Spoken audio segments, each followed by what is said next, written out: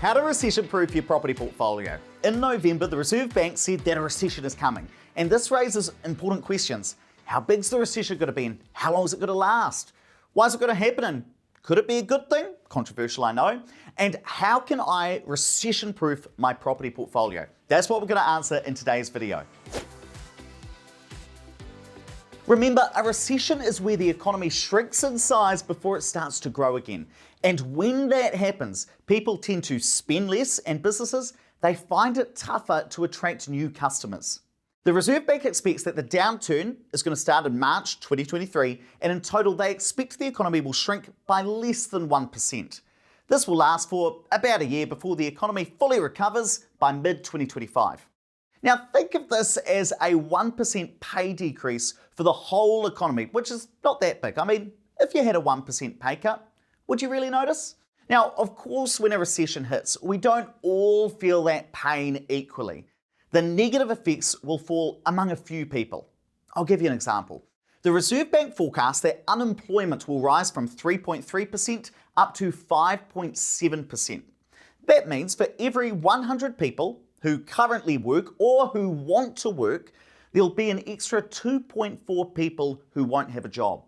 But remember, there will still be 94 in 100 people who are still working. So we need to remember that while some people will certainly feel pain, recessions don't hit everyone the same way. You could be in the 94%.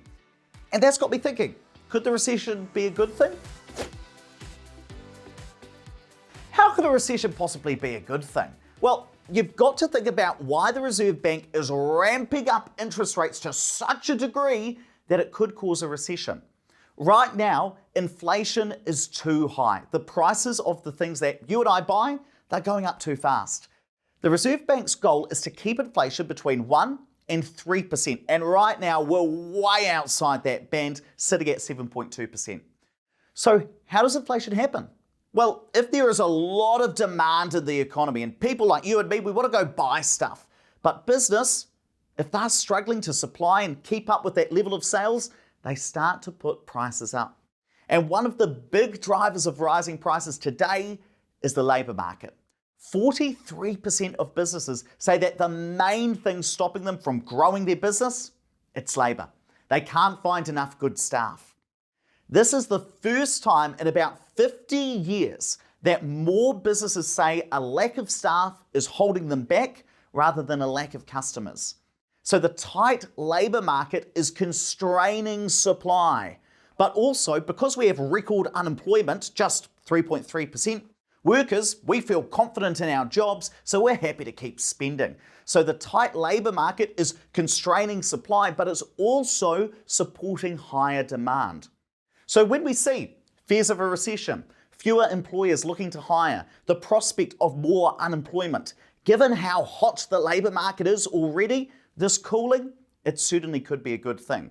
Why is that? Well, because if people feel a bit more insecure about their job, they're going to think twice about spending money and they're going to spend less. That's going to decrease demand and stop prices going up as quickly. On top of that, if businesses can more easily find workers, they're going to be able to expand their businesses, increase supply. That is going to help bring inflation down too. And once inflation starts to come down, the Reserve Bank can start lowering the interest rates, and that is going to massively help both us property investors, but first home buyers and all homeowners, because it's going to decrease the cost of borrowing.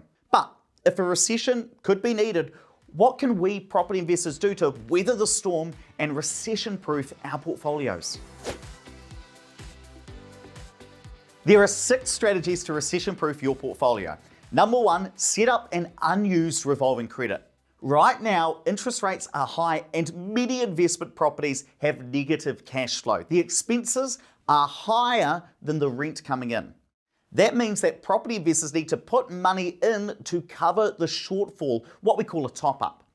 That might be fine when your job is secure, but if you do find yourself struggling with higher interest rates or potentially losing your job, some investors will set up an undrawn revolving credit and use this money to top up their investment properties if they need to. Number 2 is securing your income. If you're going to be topping up your investment properties, your job must be secure.